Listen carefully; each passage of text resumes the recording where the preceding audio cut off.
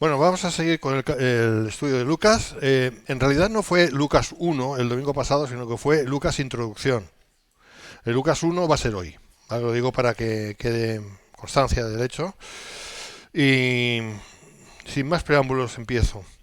Leemos del 1 al 4, Lucas 1, puesto que ya muchos han tratado de poner en orden la historia de las cosas que entre nosotros han sido ciertísimas, tal como nos lo enseñaron los que desde el principio lo vieron con sus ojos y fueron ministros de la palabra, me ha parecido también a mí, después de haber investigado con diligencia todas las cosas desde su origen, escribírtelas por orden, oh excelentísimo Teófilo, para que conozcas bien la verdad de las cosas en las cuales has sido instruido. ¿Vale? Estuvimos comentando por encima esto, pero ahora vamos a ir con detalle y vamos a proseguir. Bien, estos 4 versículos que acabamos de leer constituyen una sola frase, y esto era muy común en el estilo clásico de la literatura griega. Pensemos que Lucas es gentil, escribe en griego y escribe pensando en los gentiles, es decir, en los griegos. ¿Vale? Bien, esto es humanamente era así. Él tenía esa intención. ¿Por qué? Porque primeramente le escribe a Teófilo, y Teófilo no era hebreo, Teófilo era un gentil que se había convertido, que muy posiblemente estaba dentro de la corte de César. O sea, era un dignatario, por eso se le llama excelentísimo, no era un cualquiera. Médico era un médico, médico. Lucas era un médico, buen médico, gran médico, muy apreciado. No se sabe mucho de él, pero lo que se sabe de él es que era un personaje realmente pues bueno, importante dentro de lo que era la sociedad en aquel entonces, ¿no? Entonces, si os dais cuenta, estos 4 versículos, la manera de cómo están escritos difieren mucho de otras partes de la palabra. Es como, qué raro, ¿no? Puesto que ya muchos han puesto. O sea, es como muy retórico, ¿no? Bueno, es que es retórico, es que es así. Es cierto, absolutamente cierto, pero la manera de decirlo es retórica. Bien. Y esto pasaba era típico en la literatura griega, era común que las obras griegas de historia comenzaran con un prólogo así. O sea que él tenía en mente a quién iba, a quién escribía, a quién iba, el escrito que iba a hacer, a quién iba dirigido. Lo tenía bien claro. No obstante, tras esta introducción formal, Lucas, ¿qué va a hacer? Pasó a un estilo narrativo más sencillo, tal vez para seguir el patrón familiar de la Septuaginta. ¿Qué es la Septuaginta? La traducción de la Biblia del hebreo al griego por los 70 sabios. ¿eh? Esto se hizo en Alejandría en su día, en el tiempo del Antiguo Testamento. De hecho, parece ser, o yo creo que sí fue así, por lo que he estado leyendo, que Jesús y la gente de aquel tiempo, la Biblia que tenían era la Septuaginta, que lógicamente era el Antiguo Testamento. La Septuaginta, ¿vale? Y las citas en los evangelios son típicos de la Septuaginta. Bien, vale, eso es algo más para saber, siempre es bueno saber. El saber no ocupa lugar, hermanos, porque te vacía el bolsillo, porque tienes que pagar y te vacía el bolsillo. No, eso es broma. ¿Vale?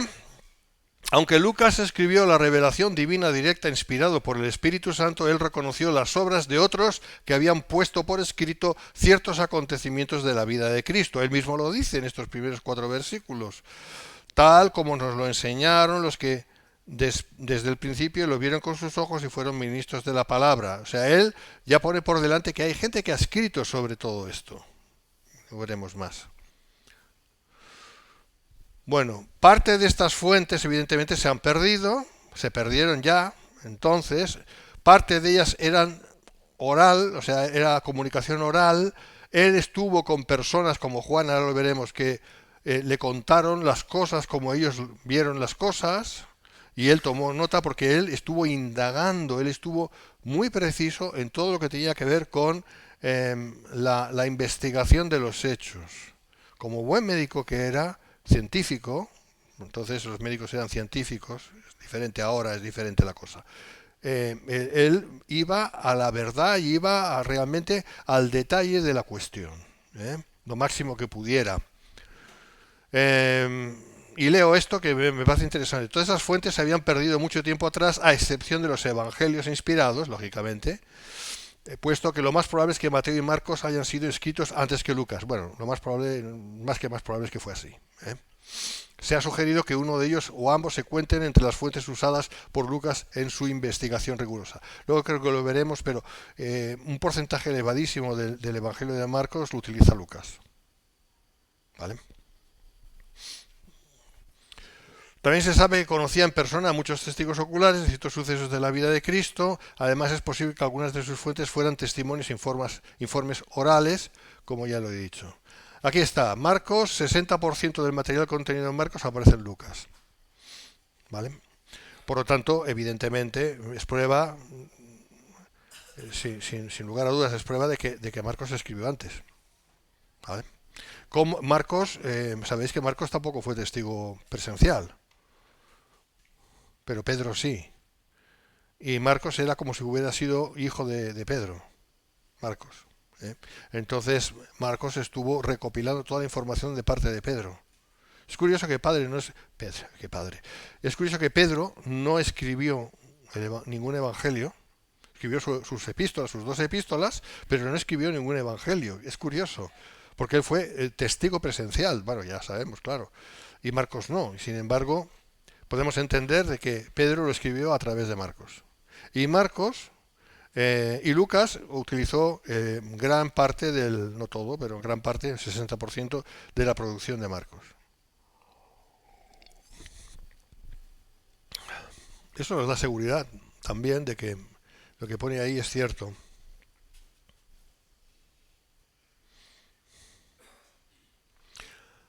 Ahora, dice poner en orden. Dice poner en orden. Entonces, Lucas, ¿qué se proponía? Lucas se proponía narrar con autoridad el ministerio de Cristo en orden lógico y fáctico, aunque no siempre en orden cronológico estricto. O sea, para él no era lo más importante. Para nosotros es muy importante la cronología, tal y como se fueron haciendo las cosas. Bíblicamente no siempre es importante la cronología. El libro de Apocalipsis, por ejemplo, no tiene un orden cronológico. Bueno, lo tiene a grosso modo, pero cuando ya, a partir ya del capítulo 5 en adelante, no siempre tiene un orden cronológico, no siempre. Pero eso no es lo importante son los hechos. Los hechos sí son reales, lógico, ¿vale? ¿Y por qué son de una manera, cronológicamente hablando, diferente? Porque no era lo más importante. No era lo más importante que tuviera una cronología exacta, sino lo importante es que los hechos estuvieran ahí constatados y hubiera constancia de los mismos. Eso es lo importante. Y ese es el orden al que se refiere. Cuando habla de las cosas que entre nosotros han sido ciertísimas, dice ciertísimas usando el superlativo, se refiere a las promesas mesiánicas del Antiguo Testamento que se cumplieron en Cristo en su generación. O sea, él está hablando, pero pensando, cuando tiene en la mente Lucas, inspirado por el Espíritu Santo, siempre es así. Lo que tiene Lucas en la cabeza es hablar de las cosas que fueron anunciadas en el pasado, o sea, las profecías, y que esperaban el cumplimiento de las mismas. De hecho, quiero deciros, y eso es muy importante tenerlo en cuenta, que realmente el mensaje profético del Antiguo Testamento se cumplió en la vida de Cristo. Otra cosa es que Cristo fue rechazado por los judíos. Cristo fue rechazado por los judíos, pero Cristo cumplió su trabajo, con su obra. No sé si me explico. Entonces me estás diciendo, Miguel, que ya Dios ha terminado con Israel. No, yo no estoy diciendo eso. Porque ya el mismo Señor lo dijo, vuestra casa os es dejada desierta. Si hubiera acabado ahí, si hubiera dicho esto, ya está. Pero dijo a continuación, y no me veréis hasta que digáis. O sea, hay una reanudación, se puede decir, sí, reanudar otra vez todo lo que tiene que ver con el mensaje profético dado por Dios a Israel. ¿Vale? Entonces, Dios no ha terminado con Israel. No, que nadie piense eso. Pero también es cierto que Jesús terminó su obra. ¿Dónde? Desde luego en la cruz y en su resurrección. Pero previamente, cuando entró montado en un asno, en un pollino, como rey de Israel. Todo su ministerio no actuó como rey, ¿vale? No actuó como rey. Era rey, pero no... Cada vez que le querían hacer rey, él se iba. ¿Eh? Pero llegó un momento, y eso fue unos pocos días antes de ir a la cruz, que él entró, aquel Domingo de Ramos, que le llamamos Domingo de Ramos, entró como rey. No montado sobre un caballo blanco, ya vendrá como sobre un caballo blanco, cuando ya la derrota del enemigo sea definitiva. Pero vino humilde, pero vino como rey. ¿Vale? En todo su ministerio no vino como rey en un momento dado, e Israel rechazó al Mesías, como ya sabemos, hasta la fecha, ¿no? Entonces esto es muy importante. Lucas lo que está diciendo es que todas estas cosas que fueron anunciadas en su momento son ciertísimas. Fueron ciertísimas, y lo que quiere decir es que se han cumplido. Se han cumplido. De hecho, se ha cumplido porque la salvación, que es lo que Dios nos ha dado, se ha cumplido. Cristo no fracasó. Papa de Roma que decir lo que le dé la gana. Yo he escuchado unas cosas terribles, pero a mí me da igual. Cristo no fracasó. Cristo triunfó. Triunfó en la cruz. En la cruz, en su muerte, triunfó. ¿Vale? Esto es lo que Lucas tiene en mente. Tiene en mente al decir eso cuando habla de cosas ciertísimas. Las fuentes primarias de Lucas fueron los apóstoles mismos, eso ya lo sabemos, quienes comunicaron los hechos acerca de la vida y la enseñanza de Jesús, tanto por transmisión oral como a través de memorias escritas que Lucas tuvo a su disposición. Hombre, lo bueno es que Lucas vivió en una época y con unos personajes, entre ellos Pablo, ¿no?, que, un tiempo ideal para poder recopilar toda la información que tenía que recopilar para hacer su escrito, sus dos escritos, Lucas y luego Hechos de los Apóstoles. ¿Que Dios le escogió para eso? Claro. Pero aquí otra vez vemos la soberanía de Dios. O sea, Dios llama a quien llama para hacer lo que Él quiere que se haga. ¿Vale? ¿Y quién iba a pensar unos años atrás, por decir, atrás de no sé, unos cuantos años, decenas de años, que Dios iba a escoger a un gentil para traer su palabra? Eso hubiera sido anatema. En la mente farisea, por ejemplo, eso era anatema. En la mente de la inmensa mayoría de los israelitas eso hubiera sido anatema. ¿Cómo Dios va a escoger a un cerdo? Porque los gentiles eran considerados cerdos. Para traer su palabra, eso es imposible, no puede ser. Y sin embargo ocurrió. Como ya dije el domingo pasado, Lucas es el único autor gentil en la palabra de Dios, que ha escrito un libro en la palabra de Dios, solo Lucas. Lo que Dios santificó, ¿verdad? Lo que Dios le dijo el Señor le dijo a Pedro, ahí en Jope, ¿no? No lo llames tú inmundo.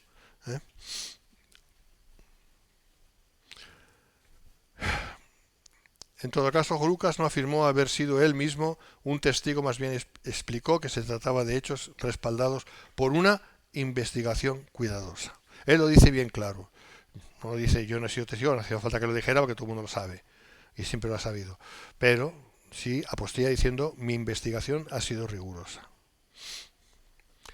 Dice que después de haber investigado con diligencia, literal, el griego es tras haber seguido las pistas con cuidado. Eso es lo que el griego original dice. Tras haber seguido las pistas con cuidado.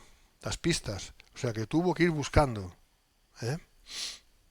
El Evangelio de Lucas fue resultado de una investigación minuciosa. Lucas, más que cualquier otra persona en la iglesia primitiva, tenía las habilidades, la oportunidad única de consultar con testigos oculares del ministerio de Jesús para corroborar los relatos.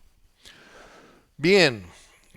Vamos a ver un poquito de esto, que es interesante también. Como pasó más de 2 años en Cesarea de Filipos, ¿vale? Estuvo ahí con Pablo estaba preso y él estaba a su lado. Esto lo vemos en Hechos 24, 26, 27.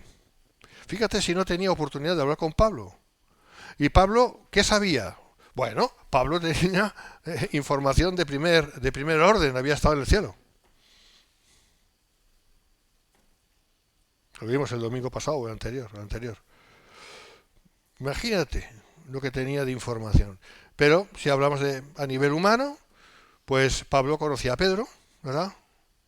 Pedro, podemos imaginar que Pedro le explicaría pormenores de la vicisitud de ellos con Jesús, 3 años y medio, explicaría de todo. Y Pablo, evidentemente, se lo explicaría a Lucas. O sea que vemos que hay una correlación muy clara y muy exacta. No cabe la menor de las dudas. Sabemos, por ejemplo, que conoció a Felipe también.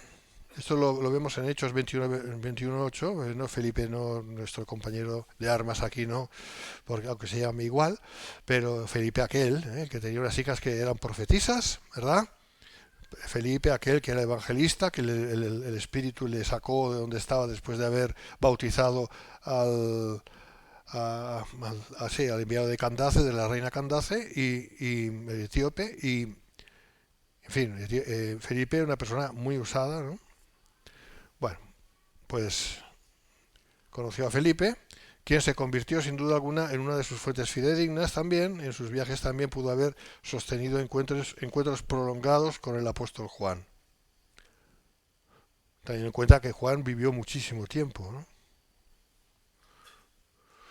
También la esposa del intendente de Herodes, Juana, solo es mencionada en el Evangelio de Lucas. Curioso. ¿Por qué? Porque debió haber sido una persona allegada a Lucas que le relataría encuentros, o sea, los detalles de los encuentros. O sea, Lucas estuvo ahí y estuvo indagando, ¿eh? Y eso fue antes del 70 después de Cristo. Porque en el 70 después de Cristo, ¿qué pasó? La destrucción del templo, ¿vale? Que curiosamente Lucas habla sobre eso en su evangelio, con detalle, en concreto. Mateo habla de las dos no opciones, sino de los dos hechos históricos. Uno es la destrucción de Jerusalén, pero Mateo habla de eso también, exactamente habla de eso también, pero lo lleva hacia adelante, hacia la gran tribulación. Eso lo veis en Mateo 24, la tribulación, la gran tribulación. Lucas no, Lucas se queda en la destrucción de Jerusalén, se queda ahí. Y no da muchos más detalles de lo que luego será que aún tiene que pasar, la tribulación, ¿no? Entonces, lo que ya hablamos el domingo pasado, ¿por qué Lucas no habló sobre la destrucción de Jerusalén, sino solamente sobre la profecía mesiánica? Pues porque aún no había ocurrido, como ocurrió, ¿no? Ahí tenemos, como digo, a Juana, allegada, a Lucas, que le habló de todo lo que pasó con Herodes, la muerte de Juan el Bautista, etcétera.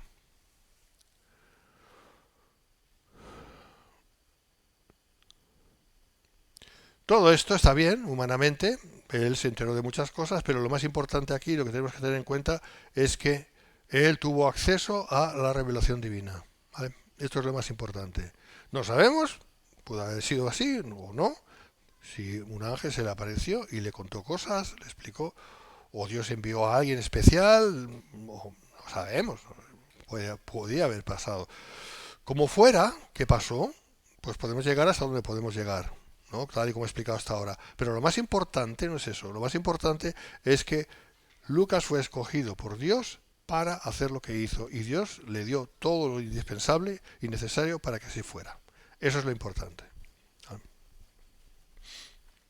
Ahora, cuando dice a Teófilo que le escribe las cosas ciertísimas por orden, debemos entender que el relato de Lucas se ciñe casi siempre a un orden cronológico, pero él mismo no se supedita a ese dictamen. O sea, él entendió de que no, lo más importante no es seguir un orden cronológico, lo más importante es que yo diga lo que tengo que decir y escribir, tal y como lo he captado, lógicamente dirigido por el Espíritu Santo. Él ni siquiera se planteaba muchas cosas, él escribía tal y como sabía, lo iba escribiendo y ya está. A él no buscaba hacer una obra literaria perfecta. Él lo que buscaba era transmitir lo que entendía de parte de Dios que tenía que transmitir. Dice, para que conozcas bien la verdad, nótese la afirmación implícita de autoridad. Le dice eso a Teófilo, para que conozcas bien la verdad. Es interesante porque el Nuevo Testamento aún no se había escrito. Y sin embargo, él está apostillando el hecho de que su escrito tenía autoridad. ¿Por qué lo dijo? En primer lugar, porque era cierto, y en segundo lugar, porque sabía que era cierto. ¿No hay otra explicación?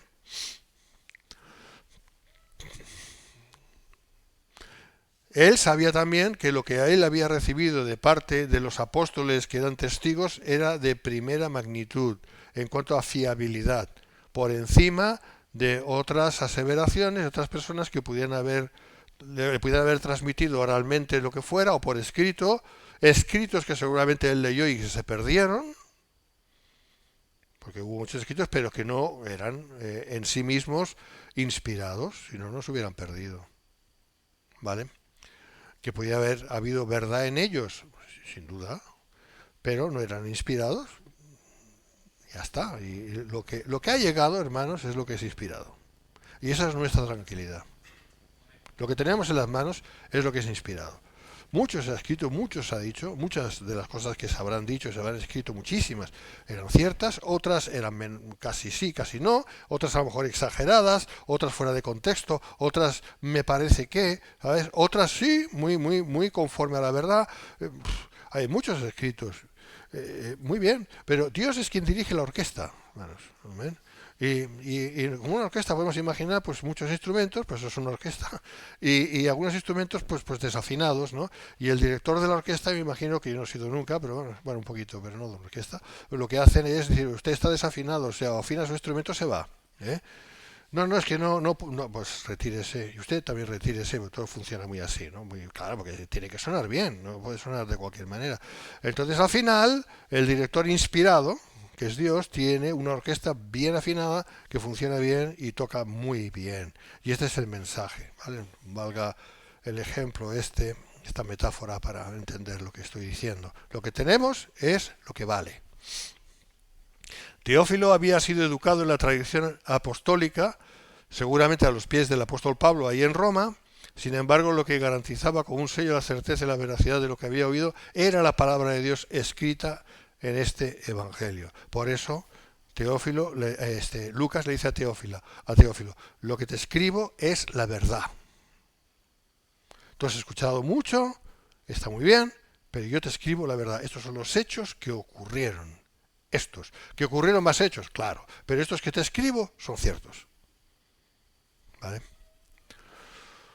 Vamos a seguir, ya del 5 al 25, estos versículos describen el anuncio del nacimiento de Juan el Bautista. Vamos a empezar. Hubo en los días de Herodes, rey de Judea, un sacerdote llamado Zacarías de la clase de Abías. Su mujer era de las hijas de Aarón y se llamaba Elisabet. Ambos eran justos delante de Dios y andaban irreprensibles en todos los mandamientos y ordenanzas del Señor, pero no tenían hijo porque Elisabet era estéril y ambos eran ya de edad avanzada. Muy interesante todo este relato, hermanos, y muchas veces perdemos el detalle. Bueno, Lucas nos dice que lo que ocurrió fue durante los días del reinado de Herodes el Grande, y todos sabemos que Herodes el Grande era el que mandó matar a los niños de menores de 2 años. Desde luego Juan se escapó. Juan se escapó. Jesús, sus padres le llevaron a Egipto. ¿Eh? Pero bueno, el punto está en lo que estamos diciendo, es que Herodes era un personaje maligno, no, lo siguiente, ¿vale? Ahora es curioso, porque en el tiempo de Herodes, Israel gozaba de prosperidad, mucha prosperidad. Escucha bien, por favor. O sea, había una oscuridad espiritual terrible con este personaje. Sin embargo, había prosperidad material. ¿Por qué digo esto? Porque es un hecho histórico, pero también por una razón. Muchas veces no va junto la prosperidad con el bien espiritual, con la bondad. No necesariamente. No es que va bien espiritualmente, el pueblo de Dios es tremendo, o esto vamos a hablar de una nación en concreto, la que sea, una nación en el temor de Dios, y entonces ya de una manera natural, de una manera automática es la palabra, ya su economía es floreciente, se construyen grandes edificios, todo, porque se construyó entonces el templo. Herodes mandó construir el templo de Jerusalén. Todos estaban tan emocionados con ese templo. ¿Vale? Pues no es así, porque espiritualmente era un desastre. Era un desastre. Por eso el Señor vino, ¿a quién? A buscar, ¿a quién? A las ovejas perdidas de Israel. Las ovejas perdidas. Ovejas. Parece un contrasentido. Si eran ovejas, ¿cómo pueden estar perdidas? Son ovejas. Pues sí, eran ovejas que necesitaban pastor. ¿Me entendéis?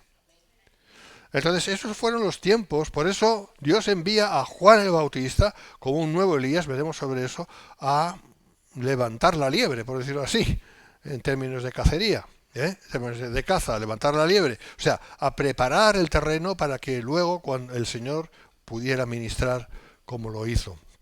Pero vamos a ir por partes. Herodes el Grande, un rey impuesto por Roma, ¿sabéis? Sabemos o debemos saber que en aquel tiempo Roma tenía a Israel como una provincia más, ¿vale? La provincia de Judea, le llamaban así, ¿vale? Y era Roma quien había vencido previamente a los griegos, y Roma, las naves de Quitín famosas, pues Roma se había apropiado y había establecido lo que llamaban la Pax Romana. Es decir, permitían el culto, pero con condiciones de que se hiciera realmente, que se sujetaran a las leyes de Roma. ¿Vale? Entonces ahí hubo prosperidad, sí, claro, porque si te sujetas hay prosperidad, pero espiritualmente ¿qué? Un desastre. Un desastre. ¿Vale? Este Herodes, un tirano, un personaje terrible, esa era una época muy oscura en Israel, como ya estoy diciendo, y en esa época iba a nacer el Salvador del mundo. Es decir, es que Dios es paradójico tantas veces. En el momento de más oscuridad es cuando iba a venir la luz. En el momento que habrá una terrible oscuridad en este mundo es cuando el Señor volverá. Va a ser igual. Y permitidme un pensamiento. Herodes, el Grande, entre comillas, era de derechas. Porque él era muy listo. Y lo que hacía era hacer todo lo necesario para que la gente estuviera bien. ¿Qué es lo que la gente actualmente quiere? Que se levante un Herodes, que se levante alguien que traiga paz, que se esté bien en términos naturales, que se esté bien, que haya prosperidad. Vamos a hacer de nuestra nación que sea grande otra vez, vamos a hacer que todo.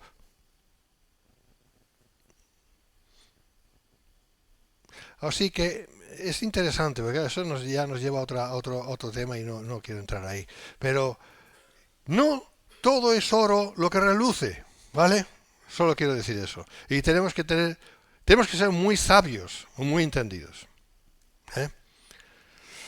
Y no soy de izquierdas, hermanos, no. Pero hay un engranaje ahí, hay una manera de manipular que no veas. Entonces nosotros que somos de la luz, porque no somos de este mundo, tenemos que entender qué está pasando para no ser engañados. ¿Vale? Y esa fue la realidad de los tiempos de Herodes. Herodes sabía, era muy inteligente, no os penséis, ¿no? Era malo, malvado, era muy inteligente. Él supo cómo ganarse el cariño, no el cariño tanto, pero sí la aceptación de su pueblo, haciendo grandes cosas, muy buenas cosas, para tener a la gente contenta. Ahora espiritualmente la nación estaba muerta. Bueno, vamos a seguir que en cuanto a Zacarías, que significa Jehová se acordó. ¿Eso qué significa Zacarías? Zacarías ya sabéis que es el sacerdote y será el padre de Juan el Bautista. Era de sacerdote de la clase de Abías, había diferentes clases. Sabéis que el sacerdocio del templo estaba organizado en 24 divisiones o clases, cada clase prestaba sus servicios 2 veces al año por una semana. Esto lo vemos en 1 Corintios 24, del 4 al 19. O sea, estaba muy bien regulado, ¿vale? Una de las clases era la de Abías, que era la octava, ¿vale? De 24 era la octava. O sea que le tocaba a un sacerdote, a lo mejor con mucha suerte, una vez al año, ir y hacer el rito del incienso, a lo mejor, si le tocaba, ¿vale? Porque había mucho personal de servicio en el templo. Templo que a la sazón había construido Herodes. Fíjate cómo supo ganarse a todo el mundo, ¿eh? Dice la palabra que Zacarías y Elizabeth, su mujer, eran justos delante de Dios. Eran creyentes, justificados ante los ojos de Dios. Esta expresión se hace un eco a la teología paulina. Ya ves la influencia de Pablo en Lucas, cuando escribe así. ¿Eh? El linaje de los dos era de sacerdocio levítico. Los dos venían del sacerdocio levítico. Los dos. Ella, la mujer, no era sacerdote, como ya entendemos, pero venía de familia sacerdotal. Sin embargo, y equivocadamente, muchos en ese tiempo veían como una señal de que habían perdido el favor divino el hecho de que fuera estéril. Una mujer estéril era una maldición. Esa era la mentalidad. Una mujer que no pudiera tener hijos era una maldición. Seguramente habría pecado o algo habría pasado malo, y esa era la manera de pensar. Pero por un lado te está diciendo que ellos dos eran justos, eran irreprensibles delante de Dios. Y sin embargo no podían tener hijos. Y eran ya de edad avanzada. Vamos a hablar de Juan. Juan sería el primer profeta de Dios después de 400 años. De hecho fue el último profeta veterotestamentario. Juan. Malaquías, no, Malaquías en cuanto al tiempo.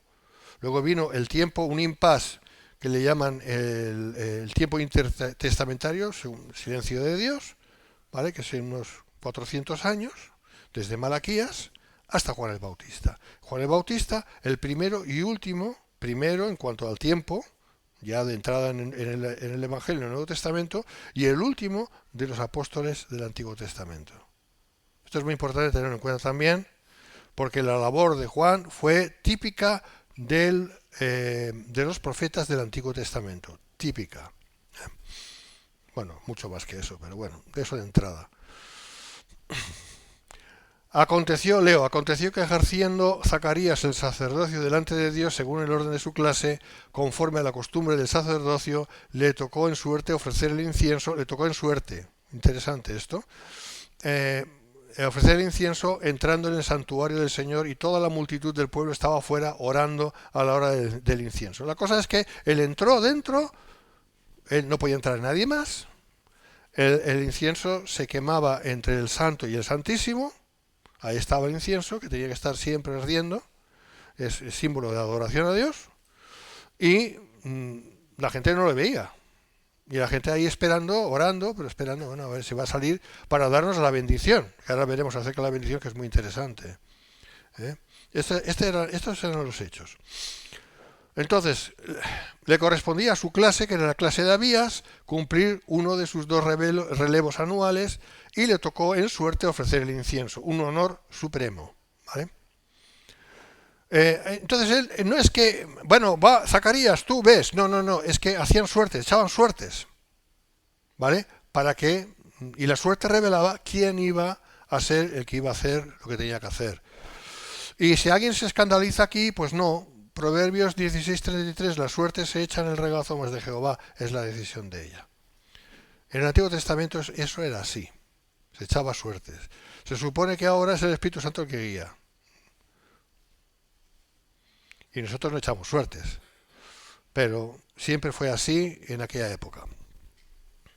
Y, por tanto, pero ellos no tenían en mente la suerte o el azar, que no existe.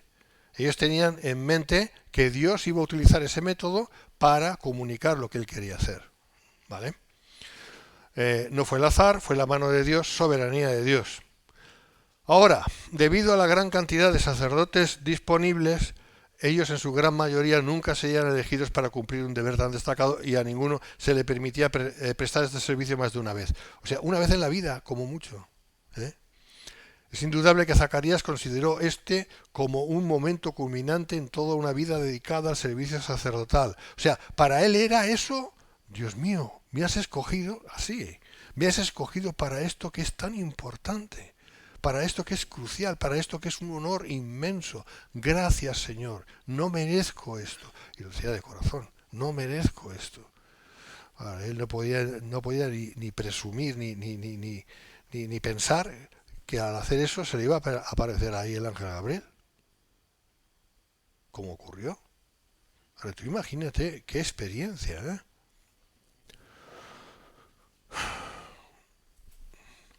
El incienso se mantenía encendido todo el tiempo frente al velo que dividía el lugar santo del lugar santísimo, como ya dije antes.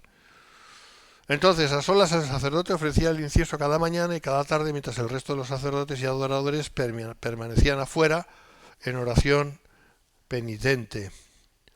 En la hora del incienso, el sacerdote prendía el incienso y oraba al Señor acerca del advenimiento del Mesías, luego salía donde estaba la multitud y declaraba sobre ella la oración de la bendición de Aarón, una oración muy importante, que Dios le dio a Moisés para que la enseñara a Aarón y al resto de los sacerdotes para que la ejecutaran o la pusieran en marcha o la hicieran sobre el pueblo.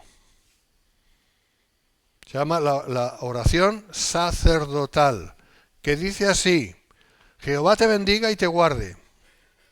Jehová haga resplandecer su rostro sobre ti y tenga de ti misericordia. Jehová alce sobre ti su rostro y ponga en ti paz. Eso es algo que tendríamos que aprender. Y declararlo sobre los demás. ¿Vale? Algunos se lo saben en hebreo. Bueno, no, es igual en hebreo, pero aprenderlo y declararlo. Y cada vez que oremos por los demás, orar así. ¿Vale? Fíjate que está diciendo: bendición, guardarte, resplandecer, que Dios resplandezca su rostro, que su gloria se manifieste sobre ti. ¿Vale? Que tenga de ti misericordia y que ponga en ti paz. Mi paz os dejo, mi paz os doy, no como el mundo la da, ¿en verdad? Y esto necesitamos, por encima de las circunstancias, de los problemas, de las pérdidas, de las enfermedades, de las muertes, de lo que sea. Paz. Paz. Amén.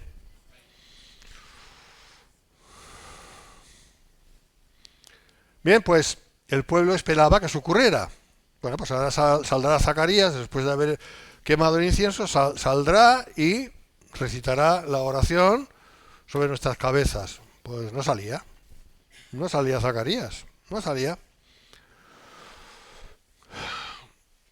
Porque dice: y se le apareció un ángel del Señor puesto en pie a la derecha del altar del incienso. Es interesante que no dice: y se le apareció Gabriel, porque fue Gabriel, sino un ángel del Señor. ¿Por qué sería así? Pues creo que la razón es porque el escrito no pretendía exaltar a Gabriel. ¿Vale? Porque Gabriel no podría recibir este honor. No es por Gabriel, es por nosotros. Porque nosotros tenemos siempre la tendencia, como humanos, a exaltar lo que es del otro mundo. Es nuestra tendencia, como humanos que somos, porque es normal. Entonces siempre Dios tiene mucho cuidado en que los ángeles, queden ahí donde tienen que quedar, no más arriba. Bien, intervención directa de Dios, hermanos, trascendiendo a toda actuación en lo natural y cotidiano, vemos una manifestación nunca usual de parte de la providencia. Lo que pasó ahí no era una cosa que ocurría todos los días, ni muchísimo menos. De hecho, no tenemos constancia de que hubiera ocurrido desde tiempos de Daniel, seguramente. Versículo 12, y se turbó Zacarías al verle y le sobrecogió temor. Normal. O sea, normal. Imagínate. Imagínate, el hombre mayor ya, mayor, mayor significa mayor, en todos los sentidos, ya me entiendes, mayor, ya no... eh, se le se reparte las suertes y le toca a él, por lo tanto él entendía que era Dios que le estaba llamando, a ofrecer el incienso. O sea, el privilegio de toda su vida. De toda su vida. Acuérdate de la cantidad de órdenes sacerdotales que había. Y había un solo templo. ¿Vale? O sea, no te tocaba, si te tocaba en tu vida, pues date con un canto en los dientes, como decimos aquí, ¿no? Pero entra ahí y le pasa lo que le pasa, se le aparece el ángel Gabriel, el mismo que se le apareció a Daniel. Gabriel, que significa poderoso de Dios. O sea, tú ponte en la piel de Zacarías. ¿Cómo no vas a temer? Claro que temes. Pero luego veremos, o lo veremos en otro momento, que por encima de su temor normal, natural, estaba su incredulidad. Qué curioso.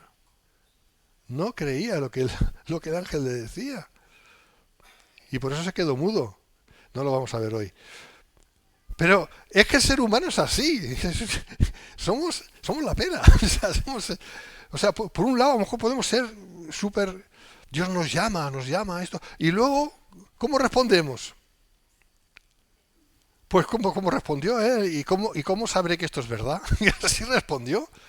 Y dice, madre mía, pero chicos, si tú has sido escogido para esto. ¿O es que Dios se equivocó al escogerte?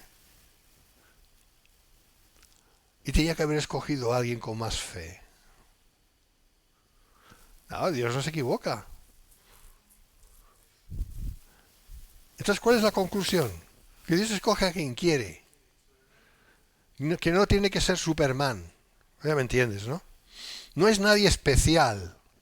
De hecho, Zacarías era un hombre ya muy mayor. Y Dios le escogió a él porque Dios quiso. Soberanía de Dios. Amén. Así que nunca nos menospreciemos, porque si Dios quiere, se hará. Si no, no.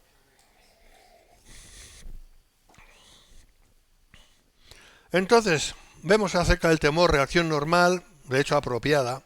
Cada vez que alguien es confrontado con una visitación divina, una obra poderosa de Dios, siempre hay una reacción humana, pues de temor. Por eso siempre dice, no temas, no temas, no temas, no temas.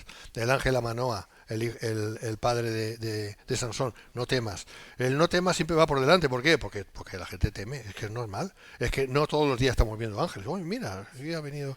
¿Qué tal? ¿Cómo estás? Bien, bien, ¿y tú? Hombre, oye, has crecido. No, no, es que yo soy así de grande. Es que a veces me hago más grande, ¿eh? Sí, mira. Ahora más pequeñito, mira. Porque, a ver, no están limitados por nada. Nosotros sí, tenemos una limitación corporal, pero los ángeles, ¿cómo son? No nos podemos ni imaginar, ¿no? No, esto no ocurre todos los días, ni muchísimo menos. Así que es normal la reacción de Zacarías. Hasta ahí es normal. De hecho, Lucas pues presta atención especial a esta reacción, ya que hace mención frecuente del temor ante la presencia de Dios. Ahí lo vemos, ahí tenéis las citas y las podéis ver si queréis. Seguimos. Tenemos que terminar, hermanos. Terminaremos. No sé cuándo, pero terminaremos. Pero el ángel le dijo a Zacarías, no temas porque tu oración ha sido oída. ¿Cuál oración? Ajá, aquí la cuestión.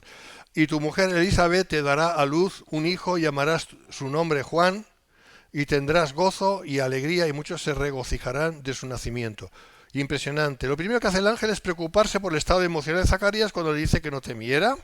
El ángel no venía para anunciar ningún castigo, porque eso también ocurría, sino para anunciar bendición. Las oraciones del matrimonio habían sido oídas. Vuestras oraciones han sido oídas. ¿Verdad que lo dice? Esas oraciones, o partes de ellas de seguro, que tenían que ver con pedir un hijo. ¿Todas las oraciones eran esas? No, había la oración del advenimiento del Mesías. Esa era la primera oración. Eran justos y irreprensibles delante de Dios. ¿Verdad que lo dice? En lo primero que oraba el Señor, haz tu voluntad, trae al Mesías, como no puede ser de otra manera. Y luego orarían, y si es tu voluntad, danos un hijo, danos un hijo, danos un hijo. Toda la vida orando lo mismo, ¿te das cuenta? Danos un hijo, danos un hijo. Y aquí el ángel le dice, no, tendrás el hijo, tendrás el hijo. Y todo lo demás también.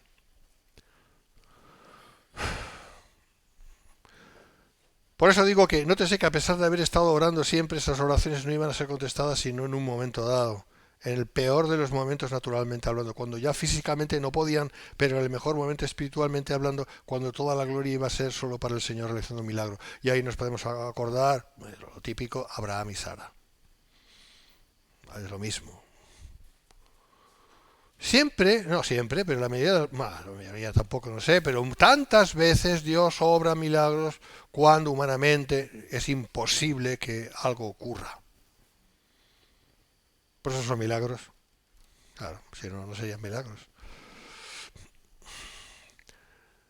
Dios oye las oraciones del justo, y esto habría que matizar mucho y no tengo tiempo ahora, pero está escrito en 1 Juan 5:14, y esta es la confianza que tenemos en Él, que si pedimos alguna cosa conforme a su voluntad, Él nos oye. Conforme a su voluntad. Pero ¿cuándo? El cuándo es conforme a su voluntad también. ¿Me entiendes? Ahora, le dice que se llame Juan. ¿Por qué? Porque Juan significa Jehová ha mostrado gracia. Y le pondrás por nombre Juan. Gracia por las ovejas perdidas de Israel. Y esto viene a colación aquí, versículos 14 al 17. Y tendrás gozo y alegría, y muchos se regocijarán de su nacimiento, porque será grande delante de Dios. No beberá vino ni sidra, y será lleno del Espíritu Santo. Un nazareno, ¿te das cuenta?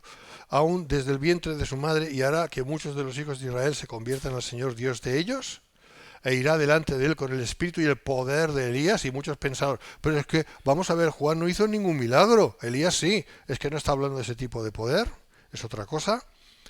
Para hacer volver los corazones de los padres a los hijos y de los rebeldes a la prudencia de los justos, para preparar al Señor un pueblo bien dispuesto. Volver el corazón de los padres a los hijos. ¿Esto ya lo dijo quién? Malaquías, ¿verdad? Sí, capítulo 4. Malaquías.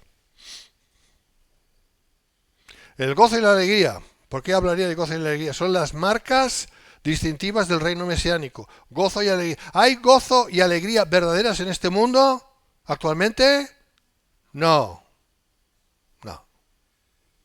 No conforme a Dios.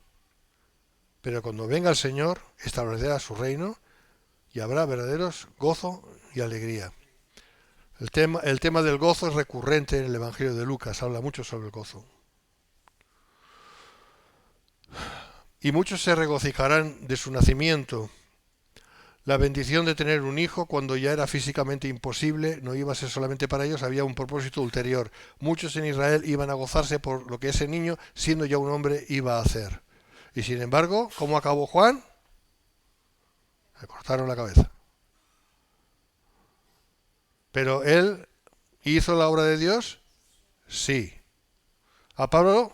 ¿Cómo acabó Pablo según la tradición? Le cortaron la cabeza. ¿Pero Pablo acabó la obra de Dios? Sí. ¿Qué nos está diciendo la palabra con todo esto? Que lo que importa es cumplir con el propósito divino, no la felicidad humana.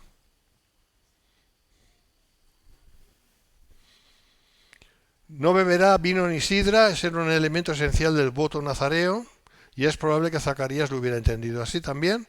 Por lo general era un voto temporal, pero Sansón y Samuel estuvieron sujetos a él desde su nacimiento, ¿vale? Que lo sepáis. Ha habido nazareos que han sido momentáneos y otros que han sido, como estos dos, de por vida. Bien. Sin embargo, no se menciona restricción alguna en cuanto a que el cabello de Juan no fuera cortado, no habla del cabello, o sea que las instrucciones fueron como fueron. Sansón sabemos que sí el cabello era importante, para Juan no. Es posible, o es posible que Lucas omitiera ese detalle para no cansar a los lectores gentiles y no cansaros a vosotros también. Es decir, que lo mismo Juan no habló de todos los detalles de cómo tenía que ir Juan vestido, o qué tipo de pelo, tiene pelo largo o no, o lo que sea. Lo que nos dice es lo que sabemos, no podemos ir más allá, es lo que quiero decir. aún desde el vientre de su madre. Esto nos recuerda a Jeremías, esto ilustra la soberanía de Dios en la salvación, que fue escogido para el propósito para el que fue escogido Juan. Por eso iba a ser llamado, y el Señor lo dijo, el más pequeño en el reino de los cielos. Porque fue llamado ex profeso conforme a gracia superlativa, llamarlo así, para el propósito encomendado. ¿Qué dice Romanos 9? Que Dios es el alfarero, ¿verdad? Y hace vasos de honra y vasos de deshonra. Este era un vaso de honra especialmente diseñado para el propósito que fue diseñado. ¿Hemos pedido nosotros nacer? No. ¿Hemos pedido qué vamos a pedir si no existíamos? Es Dios que nos ha hecho existir. Damos gracias a Dios por lo que somos, por todo. ¿Vale? Ahora, voy terminando, hermanos, pero aún no. Con el espíritu y el poder de Elías. Elías, como Juan el Bautista, fue conocido por su postura firme e invariable a favor de la palabra de Dios. Sabemos, estudiamos Elías, ¿os acordáis? Elías tuvo que sufrir mucho y tuvo que estar de pie ahí frente a todo, frente al rey cananeo, perdón, al rey cananeo, a la reina cananea y al rey de Israel. O sea, fue terrible todo aquello, pero él se mantuvo firme. A ese tipo de poder se refiere el ángel, no en cuanto a hacer milagros, porque que sepamos Juan no vemos que hiciera ningún milagro, pero se mantuvo firme y ese era el poder aludido por el ángel Gabriel relatado a Zacarías. Y ahí Jesús habló de él. Os digo que entre los nacidos de mujeres no hay mayor profeta que Juan el Bautista. Y a renglón seguido dice, pero de todos, él es el más pequeño en el reino de los cielos. Ya he dicho por qué antes. Los últimos dos versículos del Antiguo Testamento, en Malaquías 4, 5, 6, habían prometido el regreso de Elías antes del día del Señor. Y sabemos que Juan fue, espiritualmente hablando, Elías. Para hacer volver los corazones. Es una cita de Malaquías 4.6 para mostrar que Juan el Bautista cumplió esa profecía. Todo esto es muy importante que lo vayamos pensando, o sea, que lo tengamos en oración, pero que lo vayamos estudiando, porque me da la impresión de que Juan el Bautista es un personaje que como que pasa muy desapercibido en la palabra, como que no le damos mucha importancia. Y fue un personaje clave para el ministerio, para lo que luego fue el ministerio del Señor Jesús. O sea, Dios utilizó a ese hombre que tenía una apariencia estrafalaria, vestido con cuero, con piel, que comía miel y langostas, saltamontes, en fin, que iba con un cinto de cuero, un tío raro, ¿no? Un tío estrambótico, ¿no? Muy estrambótico, ¿no? Ojos naturales, es así, ¿no? Y no iba vestido como un príncipe, ¿no? No, todo lo contrario. Y sin embargo, Dios, que iba por los desiertos, ¿no? Y clamaba y seguramente Dios escuchaba sus oraciones para intervenir espiritualmente, para enviar a sus santos ángeles a preparar el camino. Ahí hay mucho más de lo que fue el ministerio de Juan en el sentido humano, en el sentido natural, en el sentido visible.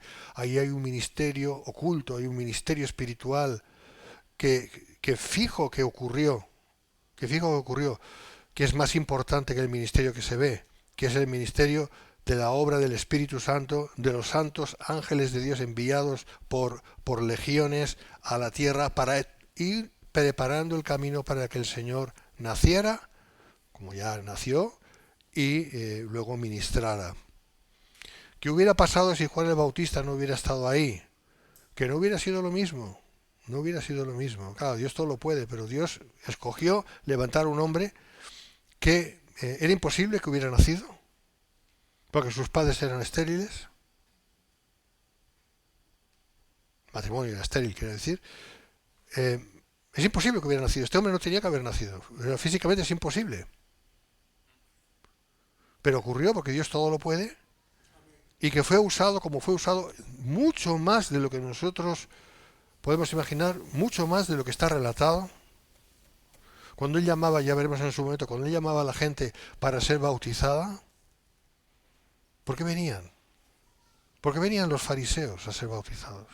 Los fariseos eran arrogantes. Los fariseos creían que ellos se creían la crème de la crème. ¿Cómo es posible que un simple aparente malandrín, un hombre pobretón aparente como Juan, alguien ahí despreciado de la sociedad, es la expresión más correcta, tuviera poder de convocatoria para que los fariseos y los saduceos, que eran la crème de la crème de la crème en aquella sociedad, se dignaran a ir ahí a ser bautizados por él? ¿Y qué les decía él? ¿Verdad? Generación de víboras, que nos ha enseñado a huir de la ira venidera. Arrepentíos. Hay un poder de Dios que no nos lo relata la palabra, pero sabemos que fue así. Así que Dios utilizó a ese hombre para cosas enormes, grandísimas. Y veremos más sobre eso. Por eso digo que es muy, muy bueno el ahondar ahí en la escritura y ver los detalles de todo eso, ¿no?